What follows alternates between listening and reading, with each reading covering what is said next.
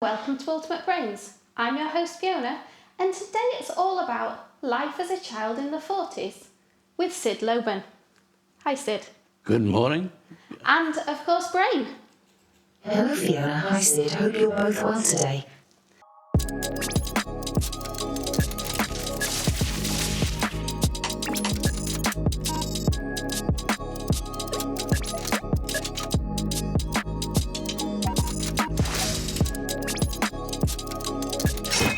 Syd, tell me a bit about, obviously you were brought up in the 40s in Scotland. How were things different then? What was it like as a child in the 40s? It's the sort of time that I, in my old age, can't really remember a lot about it, but I'll try my best to help you. Yeah, okay. So how was it different? What sort of things did you play with as a child? Mainly, we tried music. Music was always in our family. My mother played the organ, Yeah. and I tried to play the fiddle. So Only when my father's not there. So when you said you played the fiddle, who taught you how to play the fiddle? Well, originally the first thing you do is try and play it yourself. And then the postman must have heard me. Yeah. And he played the fiddle and he helped me. Oh, fabulous. The postman was helping, Yeah. So it was quite a common thing that people had instruments and that was kind of their thing that they did in the pastime. Well, I got this one from the blacksmith Yeah. for £10. Yeah. And that was a lot of money that day. Roughly how much would that have been? £10? Oh, must be somewhere £70, £80 today. Wow. Yeah. Wow. At least. What was it like living as a family in the 1940s? Did your dad used to go out to work or? Yes, my father was nothing but work. He's a very strong worker, and he did all sorts of things, like driving, and he was in masonry, that sort of thing. Well, yeah, always busy. So you didn't see an awful lot of your dad then? We only saw him when he finished working, or before he'd go into work. Yeah. He usually out of the house by 6 o'clock in the morning, and back 6 o'clock at night. Yeah. Wow. Busy. Your school, obviously nowadays the kids get on a bus and go to school. Tell us a bit about your school. We didn't know about buses. No. I never seen a bus, don't think, till I was about 10 years old. Yeah. No, buses just weren't there. So how did you get to school? These things at the end of my bodies were always walking. There's no other way. I used to walk to the school with a jackdaw up here. A jackdaw? A jackdaw, yeah. He used to follow me all the way to the school, and he would still be there when I went to come at night. Wow. He'd been back home, but I don't know if he's a watcher or what. Did you tame the jackdaw? So did you start by feeding it and then it became really friendly? Yeah, yes. They were very easy to train. Yeah. Very easy. And they were very greedy as well. Yeah. And they loved butter. Butter? Butter. Wow. Butter. So that's how to tame a jackdaw, feed it butter. How far was it for you to get to school? About 3 miles. So you used to walk every day to school for 3 miles? Oh, yes. So from what age did you used to do that walk? Did you do it on your own or did you Well, my first school was about 3 miles as well.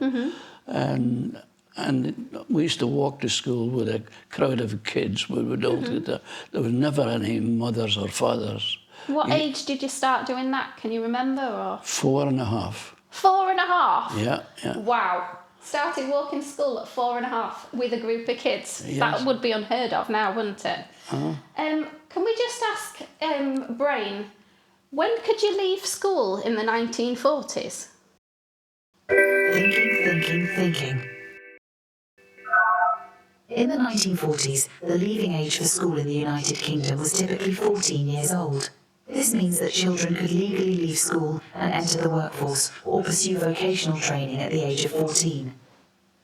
However, it's essential to note that education policies and leaving ages could vary slightly depending on the region and specific circumstances. Additionally, during wartime, there might have been exceptions or variations due to the impact of the war on education and employment.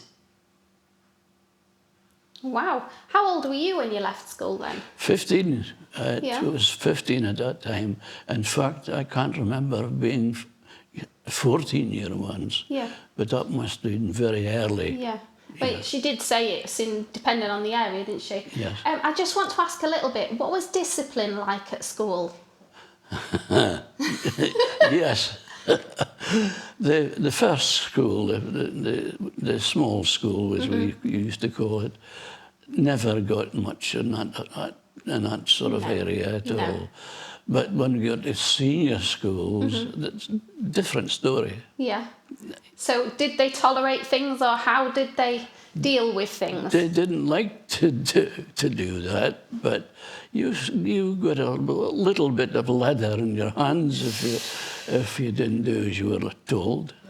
So they didn't shout, you'd just get on your hand? They may shout first, Yeah. but if you don't do as you're told, the leather comes out the pocket, and look out. And was that a common thing that people... Yes, Yeah? it was very common. Wow. There was never anything other than the leather strap. Yeah. Yeah. Do you think it made them behave? Do you think kids did behave better, or do you think not?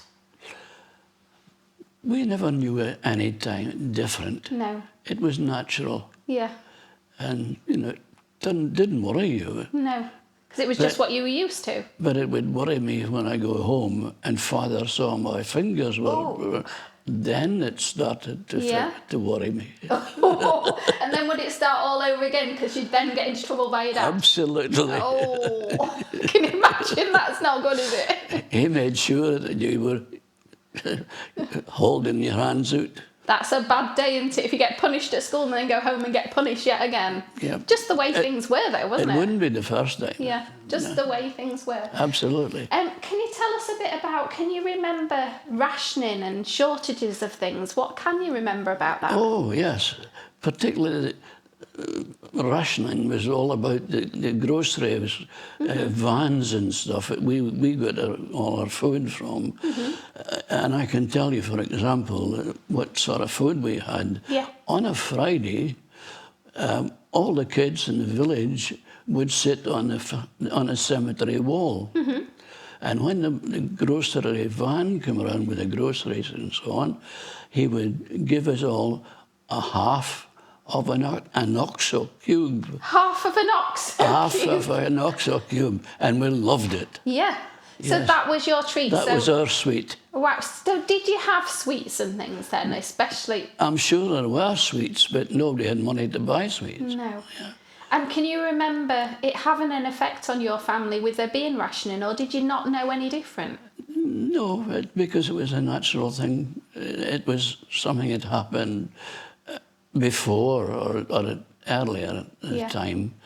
Yeah, just natural. So because you were pretty much born within the war period, it was all you'd ever known, wasn't it? Yeah, I was born about 2 or 3 days before the war. Then the war came in, yes. Wow. So let's ask Brain. When did rationing end, Brain? Thinking. Rationing gradually phased out in the post-war years as the economy stabilised and food production increased. The process of ending rationing began with certain items being removed from rationing lists as supplies improved. Rationing of meat and bacon ended in 1954. Rationing of sweets and sugar ended in 1953. Rationing of clothing ended in 1949. Rationing of bread ended in 1948. Rationing of butter and margarine ended in 1954. Rationing of tea ended in 1952. And rationing of petrol ended in 1950. Because you were brought up in Scotland, were air raids a thing there? Sorry? Were air raids a thing in Scotland? Air raids. We didn't actually get air raids in that particular area. But we weren't too far away from a small airport, aerodrome. Yeah. And there was Spitfires there, and they got a bit of bombing. So what airfield was that? Spabey. Spabey. And you say, so some of the warplanes came into there, so you heard them? Spitfires, yeah. The one little aircraft that we had, there wasn't bombers or anything like that. It was too small. So you weren't really affected by the bombs where you lived? Not really. Did you ever hear any? Did you ever have any experience of it? The nearest one was about half a mile away. So when you said they weren't near, half a mile's not far, is it? Well, we went down later to look and see how big a hole was left behind. I can just imagine you as kids running down, which is really down a lane, isn't it? Running down the lane to explore and play in a big hole where a bomb... Is that right? Absolutely, yes. Wow. Yeah, nothing else to play with. Yeah. The Germans were doing it for you. Oh, you can't imagine it now, can you? Yeah. So that's... I think we might have to do another one particularly about the war, but tell me a bit about entertainment. What did you do for entertainment? Well, it's different ages as you come up through. When you're younger, up to maybe 8 or 10 years, there wasn't entertainment of any kind. Yeah? No. That was done at home only. Yeah. But as we got a bit older, there was things like youth halls, and stuff like that. More dances, wasn't it? You went to dances. We weren't quite at the dancing age, no, but that happened around about 14. Yeah. So we'd go to the dances at 14. It was good. And was there cinemas then? Did you have any cinemas to go to? Cinemas, no, I think I didn't get to cinema until I left school and I was working. Yeah. I started working in January. I finished school in December. So if we could just go a bit about society, how were things different then to now? I think that possibly today people can go in a wider areas and stuff. They're not held at the home. So you probably, I'm guessing, stayed within like a 5-mile radius of your home? Oh, that's a long way away, yes. Because we didn't even have bicycles at that time, unless we made one for ourselves. So unless you could walk there, you didn't really go anywhere? That was true, yes. So I'm presuming, like, if there was family that lived further away, you didn't actually really see them then, did you? Our nearest neighbours were probably 1.5 miles away. Wow. Yeah, that was the nearest neighbour. So if you were to go and visit a relative that lived more than 5 miles away, how would you get there? If somebody had a car somewhere, you could borrow. Yes, but generally speaking. So that's what you'd have to do if you actually really needed, say, a hospital. Oh, yes. You'd have to rely on somebody that had a car. Even a nurse came on a bicycle. Wow. And a doctor came on a bicycle. So they were coming 4 miles away. Goodness me. So an emergency was a different thing then, wasn't it? Yes. So it's not only the bikes and things that changed. Did you used to have a radio? Because I presume you didn't have a television. We certainly had the radio, and we enjoyed the radio, particularly at 7 o'clock every night. There was that particular programme there, Dick Barton. Yes, excuse me.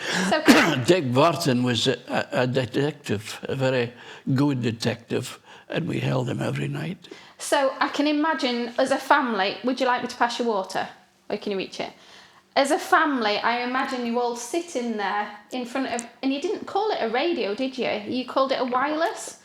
So sitting in front of the radio, or wireless, as a family, listening to a detective series, is that right? That's right, yes. Because that was the best thing that came off the radio, apart from... maybe the news. Yeah. There was very seldom music. Yeah, wow. There was a war on. Yeah. And can you actually remember where you were when televisions did become more widely available? I was in the army. Yeah. The first time I saw the television was Coronation Street. Yes. Would you believe? Fabulous. Coronation Street was the first in. I love Coronation Street. And I was down in the army at that time. Yeah. Yes. That's quite brilliant. The first thing you actually saw was Coronation Street. And I was 18-year-old. Absolutely amazing. So, can you think of how did the post-war affect you, or did it affect you being in the middle of Scotland? Did you see any reconstruction about you? Was there any need for any reconstruction or anything? No, there was a lot of jubilance in place, whiskey here and there, and trying to enjoy yourself. Yeah. But not like the cities where Yeah. So there was a bit of a party atmosphere. Yes, but not so much as the city ones, of course. But you've said to me before that you didn't actually realise because you were brought up in the war, so it was all you ever knew, wasn't it? That's right. You mentioned before as well you had evacuees at your house. Yes, we had 3 evacuees, yes. How did that affect you? Well, it was normal. Yeah. I was brought up at that time with it. I was only 4 or 5, 6 by the time the war finished. Yeah. Yeah.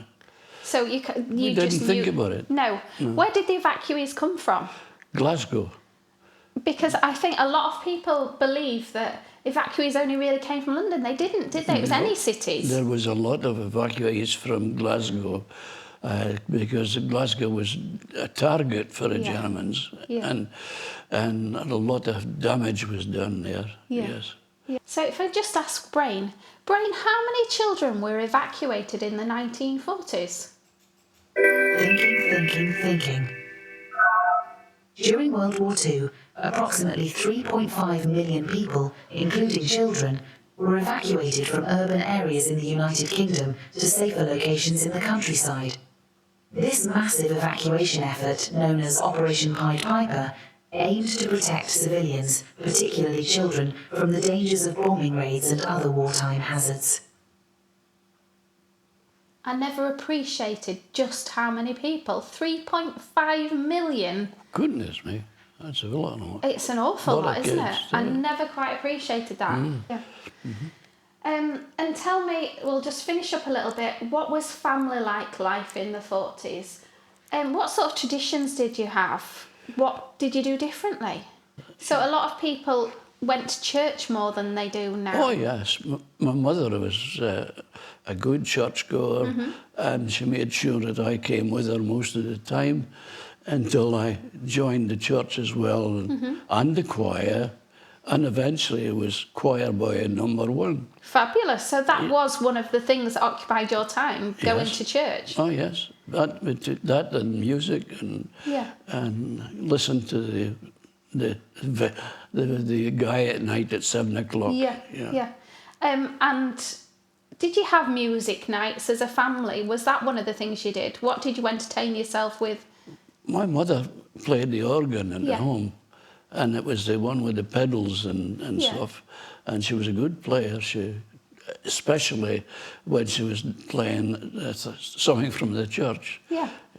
She loved it, and I loved it as well. Yeah.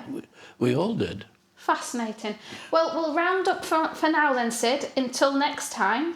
And thank you very much for that. So thank you very much. From me and Syd, thank you very much. Goodbye. See you next time.